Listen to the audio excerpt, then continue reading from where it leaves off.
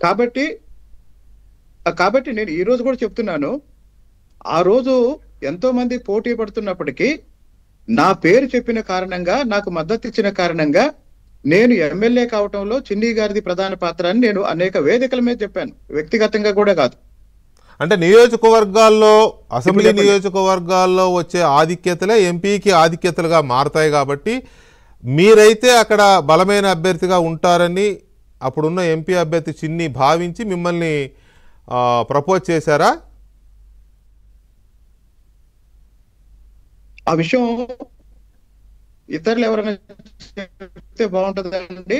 నేను చెప్తే అది నా గురించి చెప్పుకున్నట్టు అవుతుంది. పర్లేదు. మిగతా అభ్యర్థుల కన్నా నా ఇప్పుడు వల్ల కాదండి, మీరు వస్తాయన్న గెలిచి ఉద్దేశంతో చూపించారు కదా, మీరు గెలిచి చూపించారు కాబట్టి చెప్పుకోవడంలో తప్పేం లేదు.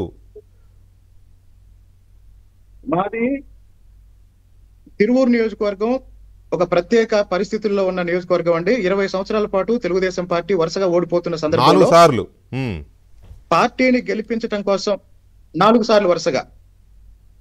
సో అప్పుడున్న పరిస్థితుల్లో, గత ఎన్నికల నాటి పరిస్థితుల్లో మిగతా వాళ్ళతో పోలిస్తే నేను మంచి అభ్యర్థిని అవుతానని భావించి చిన్ని గారు నా పేరు చెప్పినప్పుడు పెద్దలు చంద్రబాబు నాయుడు గారు, యువ నాయకుడు లోకేష్ గారు వాళ్ళు సంతోషంగా ఈ సెలక్షన్ బాగుందని చెప్పేసి ఆశీర్వాదించి పంపించారండి. ఇప్పుడు అంత ఇదిగా మాట్లాడి అంత ఇదిగా టికెట్ ఇప్పించిన మిమ్మల్ని ప్రపోజ్ చేసిన చిన్నికి మీకు ఈ గొడవల కారణం ఏంటి? ఇప్పుడు ఎందుకు ఇంత రచ్చ అవుతుంది, రోడ్డుకి ఎక్కుతున్నారు? ఇప్పుడు మనం కొత్తగా పరిచయం అయినప్పుడు ఎవరేంటో తెలియటానికి అవకాశం చాలా తక్కువ ఉంటుందండి. దాదాపు నేను మీకు ఒక 5-6 సంవత్సరాల నుంచి చాలా క్లోజ్ గా తెలుసు. నా మీద మీకు ఒక అవగాహన ఉంటుంది.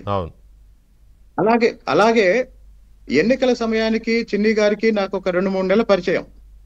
నాకు అందరూ ఏం చెప్పారు, చిన్ని గారు పెద్ద వ్యాపారవేత్త అని చెప్పారు. రోజులు గడిచే కొద్దీ నాకు అర్థమైంది ఏంటంటే ఆయనకి రూపాయి వ్యాపారం లేదు, రూపాయి ఆస్తి లేదు. అదేంటది? రూపాయి ఆయన వందల కోట్లకు అధిపతి, చాలా స్థితిమంతుడు అని చెప్తారు కదా. ఎలక్షన్ లో కూడా ఎమ్మెల్యేలకి డబ్బులు ఆయన సమకూర్చారు కాన్స్టిట్యూన్సీ. ఇప్పుడు నేను చెప్పిన తర్వాత నా ప్రశ్నకి సమాధానం ఆయన చెప్పమనండి. ఆయనకి రూపాయి ఆస్తి లేదు, రూపాయి వ్యాపారం లేదు. ఆయన హైదరాబాద్ లో ప్రగతి నగర్ లో ఒక ప్రభుత్వ స్థలంలో ఒక వెంచర్ వేసి దాదాపు 150 కోట్ల రూపాయలు వసూలు చేసి అమాయకులు